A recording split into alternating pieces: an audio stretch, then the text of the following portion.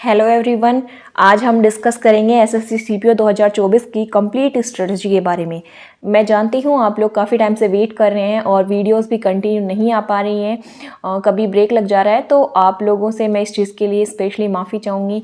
But मैं अब try करूँगी आप लोगों के लिए कंटिन्यू आप लोगों को जो मटेरियल है वो प्रोवाइड करवा पाऊँ, आप लोग जो भी क्वेरीज है वो मैं सॉल्व कर पाऊँ, और जो भी स्ट्रेटजी वीडियोस आपको चाहिए वो मैं आप लोगों को अभी ज़रूर दूंगी। जैसे हम सीपीओ 2024 से हमने स्टार्टिंग की है, तो आज हम जो सीपीओ 2024 की स्ट्रेटजी उसको कम्प्लीटली हम डिटेल में डिस्कस करेंगे। कोई भी पॉइंट इसका छूटने ना पाएगा।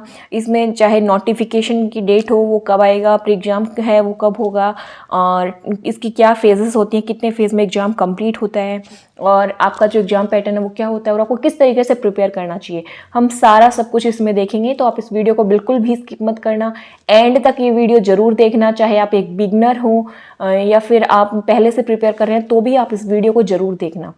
तो आप लोगों की जो भी क्वेश्चंस है, जो भी आपके डाउट हैं, वो सब इस वीडियो में सॉल्व हो जाएंगे, और आपको सब कुछ इस वीडियो में मिलेगा जो आप लोग सीपीओ 2024 के रिगार्डिंग प्रिपरेशन की जो भी आपको चाहिए वो सब कंटेंट मैं इसमें आप लोगों के लिए लेकर के आई हूँ। तो आप इस वीडियो को बिल्कुल स्किप किए बिना एंड तक जरूर देखें।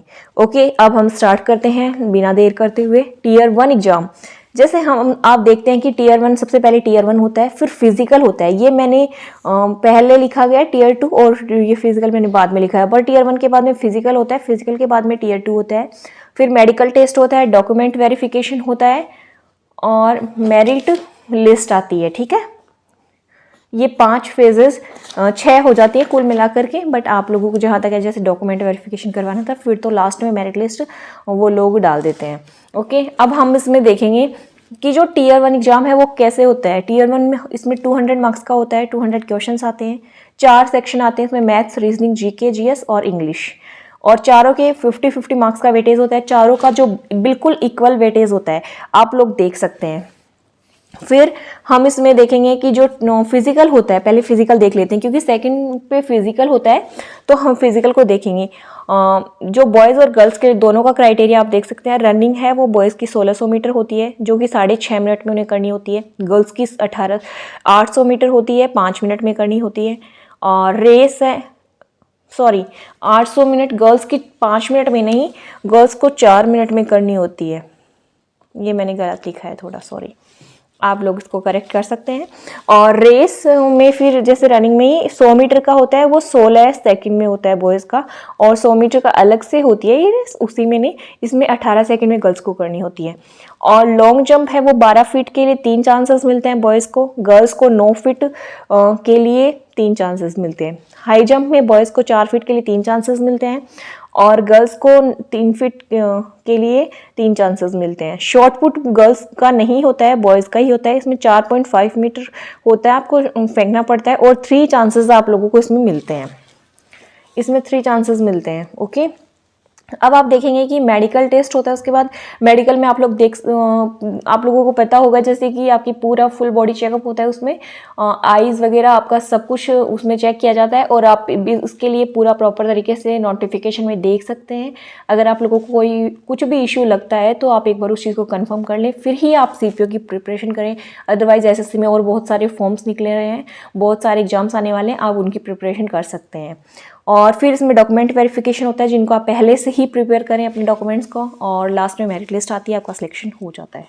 ओके, अब आप देखेंगे कि नोटिफिकेशन है वो इसका आएगा 15 फेब 2024 को आएगा, जिससे आप देख सकते हैं कि ज़्यादा टाइम नहीं है 2024 का, क्योंकि इसका जो एग्ज़ाम है वो लगभग अक्टूबर-नवंबर में कंडक्ट करवाया जाता है, अक्टूबर में होता है, बट इस बार इन्होंने बहुत जल्दी सीजीएल से पहले सीपीओ का एग्ज़ाम दे दिया है। तो आप लोगों के पास टाइम बिल्कुल भी ज़्यादा नहीं है। अगर आप सोच रहे हो कि मेरे पास बहुत टाइम है, मैं ना अभी 2024 में जैन में स्टार्ट कर लूँगा, फेब में कर लूँगा तो मैं क्वालिफाई कर लूँगा, वो 3 महीने वाली स्ट्रेटजीज़ हैं वो बिल्कुल भी काम नहीं करती है। मैं आपको पहले से ही बता देती हूँ, क्योंकि अगर आप उन 3 मंथ की स्ट्रेटजीज़ के पीछे भागेंगे तो आप सच में अपना लॉस करेंगे, क्योंकि अभी कॉम्पिटिशन बहुत ज़्यादा है।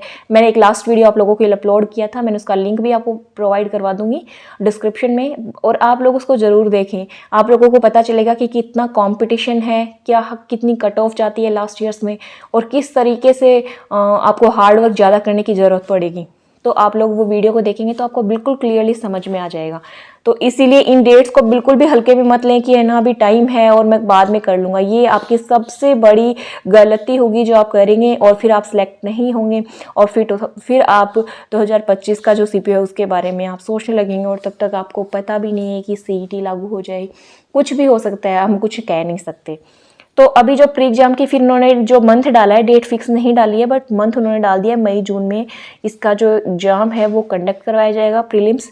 तो ये प्रोसेसिंग ऐसे से वैसे काफ़ी फास्ट कर रहा है। इस बार तो उन्होंने अक्टूबर में प्री लिया, नवंबर में फिजिकल है और दिसंबर में उन्होंने मेंस की डेट दे दी थी, तो बहुत जल्दी वो कंप्लीट करवाया है उन्होंने। तो हो सकता है अगर इसी अकॉर्डिंग वो 2024 में करवाते हैं तो आपका बहुत जल्दी प्रोसेसिंग हो जाए और 2024 के अंदर ही आप लोगों को ज्वाइनिंग भी मिल जाए। तो आप लोग बिल्कुल एकदम से अपना मन बना लें और अच्छे से प्रिपरेशन में बिल्कुल ज़ोरों शोरों से लग जाएं ताकि 2024 में आपकी एक सीट पक्की हो जाए। ओके, अब हम देखेंगे जो सिलेबस है। अब आपको क्या करना है, सबसे पहले इसका सिलेबस मैं आपको 1 बाय 1 बताऊंगी बट आप लोगों को पूरा सिलेबस निकाल लेना है कि मैथ्स, रीजनिंग, इंग्लिश, जीके चारों सब्जेक्ट्स का कि कितना क्या क्या सिलेबस है और कौन कौन से टॉपिक्स आपको पढ़ने हैं। हाँ, मैं आपको एक चीज़ और बता देती हूँ, वो स्किप हो गई है। जैसे टीयर 1 में 50 मार्क्स की इंग्लिश आती है और टीयर 2 में इंग्लिश कॉम्प्रीहेंशन होता है 200 मार्क्स का। तो आप लोग देख सकते हैं इंग्लिश का वेटेज है वो सबसे ज़्यादा है, 250 मार्क्स का है, बाकी 50-50 मार्क्स के तीनों सेक्शन। तो आपको इंग्लिश के लिए डबल मेहनत करनी है और अभी से करनी है ताकि आप मेंस के लिए भी अच्छे से प्रिपेयर हो पाओ, क्योंकि अगर आप फिजिकल की प्रिपरेशन करने लगे प्री के बाद में तो आपको मेंस के लिए इतना टाइम नहीं मिल पाता है। ओके, तो आपको इसके लिए पहले से ही प्रिपेयर करना पड़ेगा। अब हम हमारी स्ट्रेटजी पे आते हैं। सबसे पहले मैथ्स है, तो मैथ्स में अर्थमेटिक और एडवांस दोनों दो पोर्शन होते हैं। आप लोगों को जिन्होंने पहले से दे रखा उनको पता होगा, जो बिगनर हैं वो देख ले। एडवांस और अर्थमेटिक दोनों मैथ्स इसमें आती हैं। आपको सिलेबस है मैं टेलीग्राम चैनल पे प्रोवाइड करवा दूंगी, आप वहाँ से देख सकते हैं। अब आपको क्या करना है, इसमें आपको 4 स्टेप्स आपकी होंगी, आपको कुछ ज़्यादा नहीं करना है। प्रॉपर कोर्स कंप्लीट करना आपको विद नोट्स। जो बिगनर है उनको तो पूरा कोर्स कंप्लीट करना ही है, और जिन्होंने पहले से प्रिपरेशन कर रखी है तो वो लोग इस जो स्टेप है इसको स्किप कर सकते हैं, क्योंकि ये बिगनर के लिए है, उन्होंने तो अपना कोर्स कंप्लीट कर लिया होगा। अब इसमें मैं आपको टीचर्स बताऊंगी कि आप इनसे ऑनलाइन भी इनका ऑनलाइन क्लासेस इनके ले सकते हैं और अपना कोर्स है वो कंप्लीट कर सकते हैं विदिन 6 मंथ्स। तो अभिषेक ओझा सर हैं, ये एक बहुत अच्छे टीचर हैं और एक UI हैं जो अभी इन्होंने मतलब थोड़े टाइम पहले से इन्होंने स्टार्ट किया है टीचिंग। ये सिलेक्टेड हैं और बहुत अच्छा पढ़ाते हैं, बच्चे इनको काफ़ी लाइक भी कर रहे हैं और मैंने भी इनसे क्लासेस ली थी तो काफ़ी अच्छा कंटेंट प्रोवाइड करवाते हैं। आप इनकी क्लासेस ले सकते हैं यूट्यूब पे लेकर के, आप एक बार ट्राई कर लें। Abhinav sir, Gagan Pratap sir, Aditya Ranjan sir, Bhutesh sir, Shubham Jain sir, Abhas Saini sir, रेमो सर, आप इनकी किसी की भी क्लास ले सकते हैं, आपको जैसे भी सूटेबल लगे, क्योंकि हर एक टीचर अपने आप में बेस्ट है। देखो, अगर आप टीचर्स में कमियां निकालने जाओगे तो आप नहीं पढ़ पाओगे।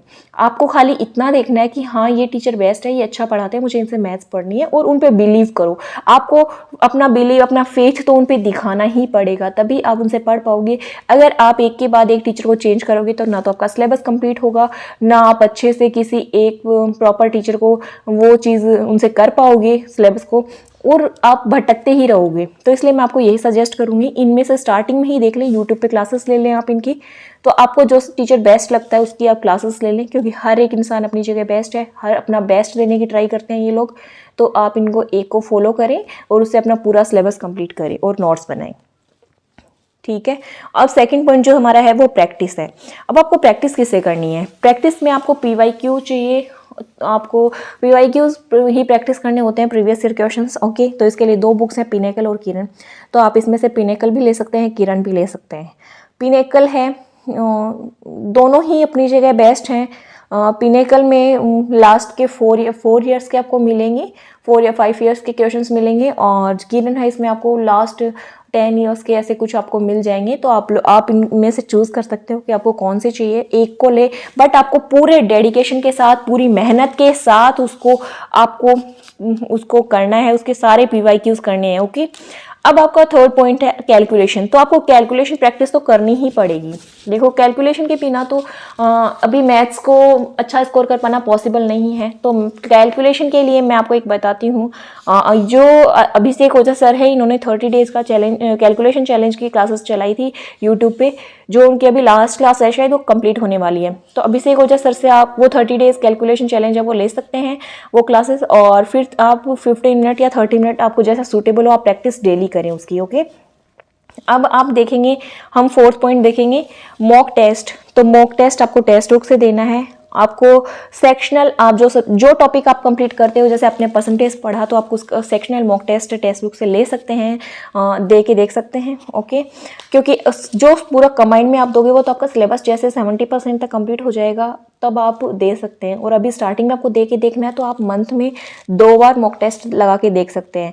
जैसे आपने स्टार्टिंग में देखा और एक आपने मिड में देख लिया, तो वो आपके लिए अच्छा रहेगा। ओके, अब हम देखेंगे रीजनिंग। तो रीजनिंग बहुत सारे बच्चों को इजी लगती है, वो बोलते हैं कि रीजनिंग की तो प्रिपरेशन करने की ज़रूरत ही नहीं है, रीजनिंग तो बहुत इजी है, रीजनिंग तो हम कर लेंगे। हाँ, मैं मानती हूँ आप रीजनिंग कर लेंगे, और बहुत सारे बच्चे हैं जिनसे कुछ टॉपिक्स हैं जिनको रीजनिंग के नहीं आते होंगे, जो नए बच्चे हैं। तो आप लोगों को क्या करना है, कोई क्लासेस लेने की नीड नहीं है, और अगर आप लेना चाहते हैं प्रॉपर क्लास तो आप ले भी सकते हो, उसमें कोई प्रॉब्लम नहीं है, क्योंकि उस रीजनिंग के भी बहुत अच्छे अच्छे टीचर्स हैं, आप उनकी क्लासेस ले सकते हैं। बट अगर आपको क्लासेस नहीं लेनी है तो आप लोग यूट्यूब से क्लासेस ले सकते हैं। पहले पूरा सिलेबस लिख लें रीजनिंग का, फिर आप देख लें कि इनमें से कौन से टॉपिक्स हैं जो आप कर सकते हैं, और जो टॉपिक्स आपको नहीं कर पा रहे हैं उनको आप यूट्यूब से उनकी क्लासेस लें, और हर एक टॉपिक की, और आप उनके नोट्स बनाते चले जाएं, उनको लिख लें जो पॉइंट्स हैं। तो आप लोगों का ऐसे रीजनिंग का सिलेबस कंप्लीट हो जाएगा। और फिर आप एक PYQ ले लें, वही पिनेकल और किरण में से कोई भी ले लें, दोनों बेस्ट हैं। तो आप वहाँ से फिर प्रिपरेशन, इसका प्रैक्टिस है वो कर सकते हैं रीजनिंग की अच्छे से। हर एक जो टॉपिक है उसके आप 200 क्वेश्चंस तक कर लें, तो आप लोगों को एक अच्छा वो मिल जाएगा कि हाँ रीजनिंग मेरी कंप्लीट हो चुकी है, आपको कॉन्फिडेंस भी आ जाएगा। तो आप वहाँ से करें, ठीक है। और मॉक टेस्ट है तो वही सेक्शनल मॉक टेस्ट, जैसे जैसे टॉपिक कंप्लीट होता है रीजनिंग का, आप टेक्स्ट बुक से दे सकते हैं। ये बेटर ऑप्शन रहेगा कि जब जैसे ही आपका टॉपिक कंप्लीट होता है एक मॉक टेस्ट आप वहाँ से लगा के देख लें। ओके, अब हम बात करेंगे GK GS की। GK GS जैसे आप लोग जानते हैं, इसके बारे में काफ़ी कुछ चर्चाएं होती हैं कि GK GS है, ये हर एक बच्चे को, ये किसी बच्चे को बहुत ऊपर तक भी उठा देती है और किसी को पीछे रख देती है। अब बात ये है कि आप इसको पढ़ते किस तरीके से हैं।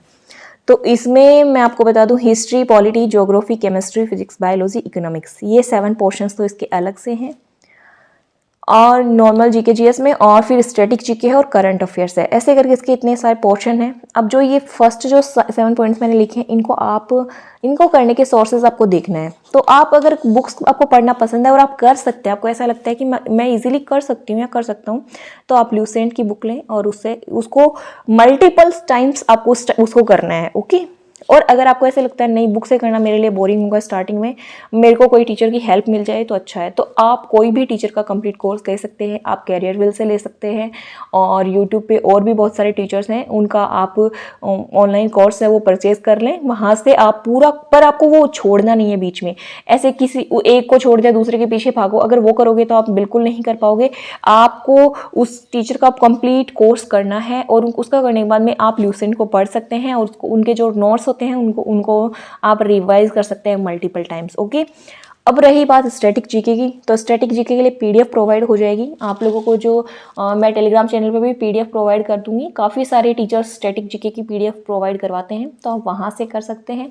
और कुछ अगर आपको यूट्यूब से हेल्प लेनी है तो आप वहाँ से भी ले लें, बट मेरा यही है कि आप जगह जगह भटकोगे तो आपका टाइम वेस्ट होगा ज़्यादा, और आप लोगों को मिलेगा कुछ भी नहीं एंड में। अगर आप देखोगे उस टाइम पर तो आपको बहुत अच्छा लगेगा, आप कहीं से कुछ वीडियो देख ली, कहीं से कुछ, बट आप टाइम का आपका यूटिलाइजेशन बिल्कुल नहीं हो पाएगा। तो आपको जो मैं स्टैटिक GK की PDF प्रोवाइड करवाऊंगी, आप वहां से देख सकते हैं।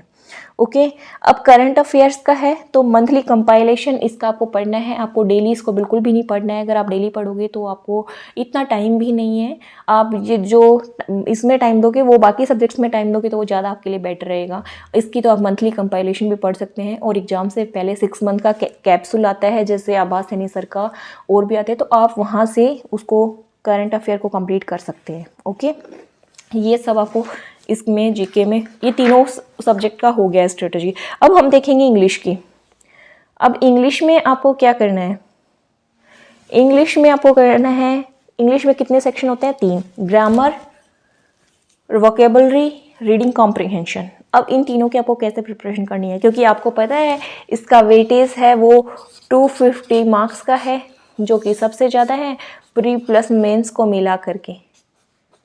प्री प्लस मेंस को मिलाते हैं तो 250 मार्क्स का वेटेज है। ओके, अब आपको क्या करना है, इसमें नीतू सिंह मैम की ग्रामर के लिए तो वॉल्यूम 1 बुक खरीद लेनी है। अगर आप लोग कहीं से क्लासेस नहीं लेना चाहते हो, आपको मैं दोनों ऑप्शन इसलिए बता रही हूँ कि बहुत सारे बच्चे हैं जो बुक से करना प्रेफर करते हैं, बहुत सारे हैं जो कोर्स परचेज करना पसंद करते हैं, तो आपको दोनों चीज़ें मिल जाएँ, इसलिए मैं आपको बता रही हूँ।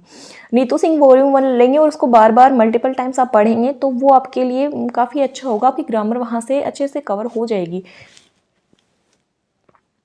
बट आपको अगर कंप्लीट कोर्स किसी टीचर से लेना है तो आप ले सकते हैं, इसमें भी काफ़ी अच्छे अच्छे टीचर्स हैं। इंग्लिश में भी रानी मैम है, जयदीप सर हैं, गोपाल वर्मा सर हैं, नीतू सिंह मैम है, और भी बहुत सारे अच्छे टीचर हैं।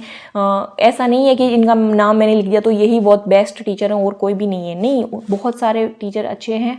और देखो जो पढ़ाता है वो अपने आप में बेस्ट करने की ट्राई करते हैं, तो आप लोग इस चीज़ को बिल्कुल भी ना लें कि ये अच्छे नहीं है, अच्छा नहीं पढ़ाया, ऐसे है, वो चीज़ बिल्कुल भी माइंड में नहीं लानी है। आपको कोर्स कंप्लीट करना है और वो बहुत बेटर तरीके से करना है, उसके आपको साथ में नोट्स बनाते हुए चलना है। ओके, अब हम इसको आपको कर लेना है टीचर से या फिर नीतू सिंह वॉल्यूम 1 से आपको करना है, और करने के बाद में आपको इसकी प्रैक्टिस करनी है, उसके लिए मैं आपको बता दूंगी बुक बाद में। वोकेबलरी है तो वोकेबलरी क्या ला जाते हैं, हम इसमें देखेंगे कि आप ब्लैक बुक ले सकते हैं। ब्लैक बुक प्रीवियस ईयर जो वोकेब है उनका कंपाइलेशन है, तो आप वोकेब है वहाँ से आप कर सकते हैं, वहाँ से आपको 80 to 90% तक आपको वोकेब है वो एग्जाम में देखने को मिल जाती है। तो मैं बोलूँगी आप उसको मल्टीपल टाइम्स आप उसको करें डेली, जैसे OWS है, जैसे OWS है, और फिर है ना ईडियम एंड फ्रेजेस है, एंटो है, सीनो है, ये सब के आप अपने अकॉर्डिंग डिवाइड कर लें और देख लें कि आपको ना डेली क्या करना है। दो चूज़ कर लें आप, जैसे OWS और साइनो कर रहे हैं तो इसमें आपको दोनों के 20-20 से स्टार्ट करें। आपको यानी कि स्टार्टिंग में आपको 50-50 करनी है, नहीं, आपको 20-20 से स्टार्ट करना है, फिर आपको बूस्ट करना है। अभी 20-20 करें, फिर नेक्स्ट डे उनको रिवाइज भी करना है और फिर नेक्स्ट 20 करने हैं। अगर आपको 20 भी नहीं हो पा रहा है तो आप 10 से भी स्टार्ट कर सकते हैं। इस तरीके से आपको हाई 50 तक लेके जाना है। जैसे डेली के आप 100 करने लगो, फिर अगर आप और बढ़ा सकते हैं आप 60 कर सकते हैं, तो ऐसे करके आपको इसको करना है। जब OWS वन वर्ड सब्सटीट्यूशन और सिनोनिम्स कंप्लीट हो जाएं तो आप इडियम एंड फ्रेजेस और एंटोनिम्स ले सकते हैं। ऐसे ही आपको इनको वोकेब को कंप्लीट करना है। ओके, और अगर ब्लैक बुक के अलावा अगर आपके पास कोई और बुक है वोकेब की, आप वहाँ से भी कर सकते हैं, कोई इश्यू नहीं है। ऐसा नहीं है कि यही मैंने बोल दिया कि ब्लैक बुक तो ब्लैक बुक, नहीं, और भी बुक्स हैं बहुत सारी मार्केट में जो आप लोग ले सकते हैं। अगर आपको कोई प्रेफर करता है, अच्छी बताता है, तो आप वहाँ से भी कर सकते हैं, वो आपके लिए बेटर रहेगा। ओके, अब रीडिंग कॉम्प्रिहेंशन की बात करते हैं। तो रीडिंग कॉम्प्रिहेंशन में सबसे पहले माइंड में आता है न्यूज़पेपर। हाँ, मेरे भी आता था। तो मैं आपको बता दूं, अगर आप लोगों को न्यूज़पेपर पढ़ सकते हैं, आप लोगों को न्यूज़पेपर पढ़ना अच्छा लगता है तो आप न्यूज़पेपर ले लें, आप उसको रीड करें। बट अगर आप न्यूज़पेपर नहीं पढ़ना चाहते हैं, उसको परचेज़ भी नहीं करना चाहते हैं, तो आप लोगों के लिए एक बेस्ट ऐप है इंग्लिश माध्यम ऐप। मैं आपको लिंक प्रोवाइड करवा दूँगी, आप उसको डाउनलोड कर लें। इसमें डेली एडिटोरियल डालती हैं वो मैम एक आर्टिकल, तो आप उसको पढ़ें, और उसके साथ में वो वोकैब भी डालती हैं, उसके जो वर्ड्स आते हैं उनको सबका मीनिंग वो डालती हैं, तो उसके और सीनों भी वो डालती हैं उनके।